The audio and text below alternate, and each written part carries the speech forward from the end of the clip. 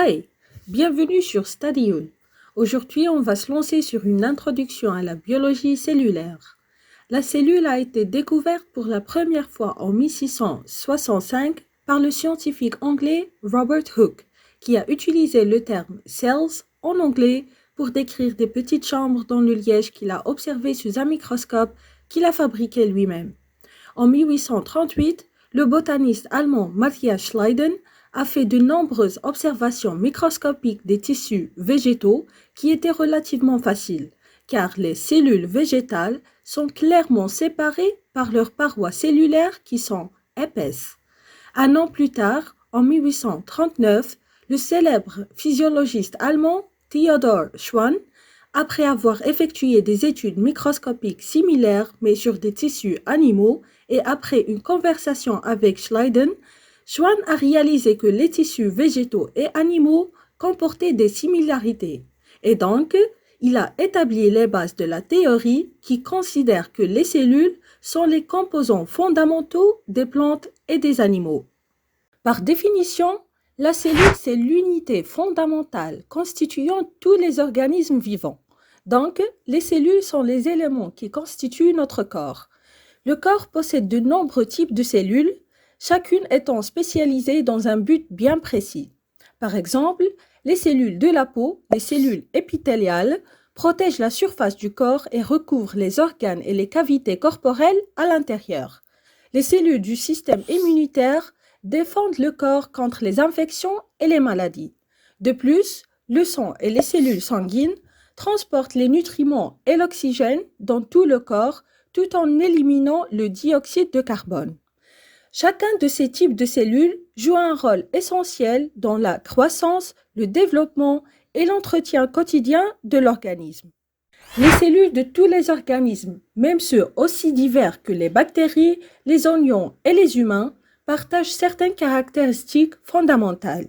Donc, une cellule vivante est un système autonome qui, à partir d'une source d'énergie, est capable de croître grâce à son métabolisme qui permet la survie de la cellule et de se reproduire grâce à son matériel génétique qui dirige la construction et le métabolisme de la cellule et qui est transmis d'une génération à l'autre, et aussi capable de réagir à son environnement grâce à des systèmes de régulation qui visent à maintenir l'équilibre du milieu intérieur des organismes ou du contenu cellulaire, ce qu'on appelle l'homéostasie.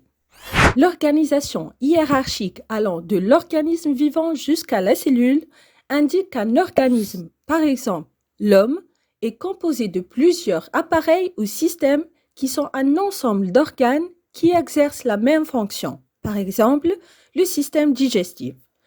L'organe est un ensemble de plusieurs tissus qui accomplissent une fonction bien spécifique dans un organisme.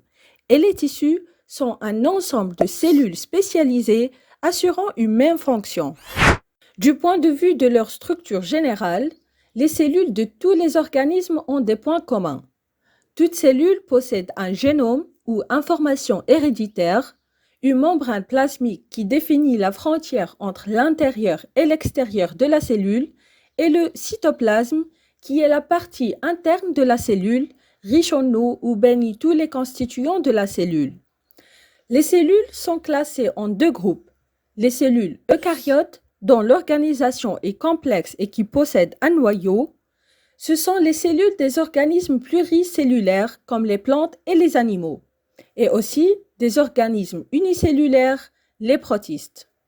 Un autre type de cellules est celui des prokaryotes, qui sont plus simples et ne possèdent pas de noyau, mais plutôt un ADN circulaire ou linéaire comme celui des bactéries. En plus des eucaryotes et des prokaryotes, il faut aussi tenir compte des acaryotes ou des virus qui partagent certaines de leurs propriétés, bien qu'ils ne soient pas de vraies cellules. Et voilà, fin de la vidéo. Merci d'avoir appris avec moi. À bientôt.